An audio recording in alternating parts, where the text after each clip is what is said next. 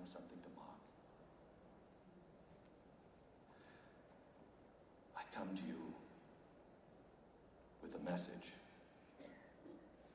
The country's in trouble. The country's in big trouble. This summer, I'm afraid it's going to be 1968, everything that entails. You're already seeing it here. It's only going to get worse. But Martin Luther King was right. Gandhi was right. Because both of them knew that Jesus was right. The people of God, despite our differences, need to stand together. And we need to stand together shoulder to shoulder.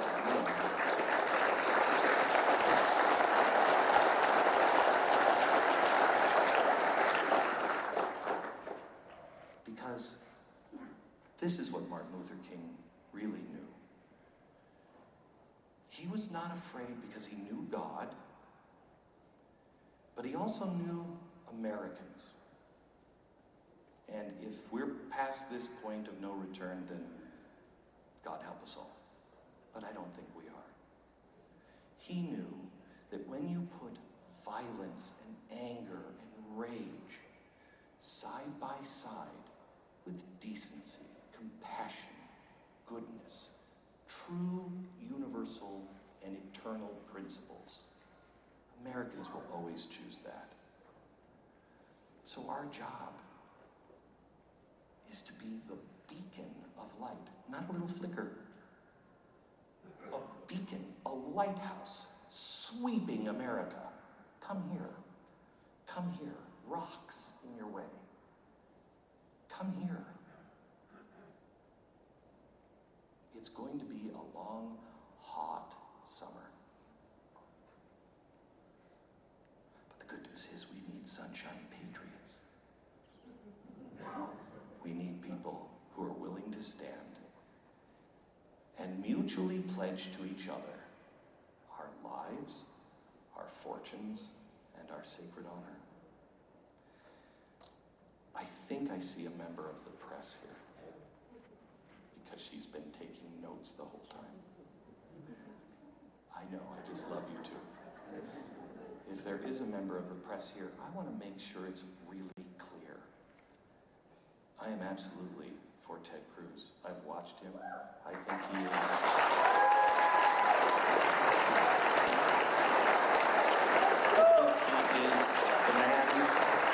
is the man that we've been praying for. I believe he's a miracle. I think he is a guy who was raised for this time. His father escaped Cuba. You want to know what socialism is? I don't know, ask Ted.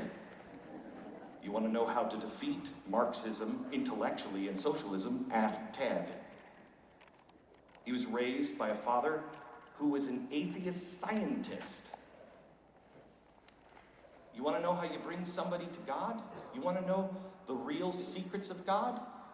Ask Ted. His dad found it from an atheist perspective and then raised his son with the Constitution and the Bible on his kitchen table every single day.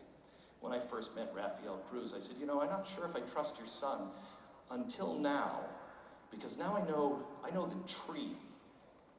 And I think, excuse my language, I'll clean it up so kids here. I think the tree will kick the acorn's butt if he violates those principles. And he said, oh, damn right I will. I don't know why he sounded Irish there. That's the best I could do. That's the best I could do. I've watched this guy stand against the storm. And the reason why he's immovable at 13 years old, you think he's a geek now? Whew. At 13, he was traveling the state of Texas because he had memorized the Constitution, and he was showing people how fun it is to memorize the Constitution. Trust me, that's fun. That'll make you cool, too. He was raised for this time. I believe that with everything in me. In Arizona, you have an uphill battle because 30%, 40% of your people have already voted. A lot of those, I'm sure, went to Marco Rubio. Every vote counts. because I know the media. And the media, they'll discount Utah. He's going to win in Utah. But here, if he loses by 1 vote, he can't win anywhere else. Of course he can win. Of course he can win with those religious freaks, but Arizona, no way. It matters. And every vote matters on Tuesday. With that being said, here's what I want to make clear. That's what I prayed about. I've done my homework, and I've prayed on that. That's not for you. You do your homework. You ask the Lord, who is it I'm supposed to vote for? You look at the principles, not the personalities. You look at the principles. Look at the fruit of the tree. By their fruits ye shall know them. Which one is bearing fruit? Which is bearing the fruit you want your children to partake in?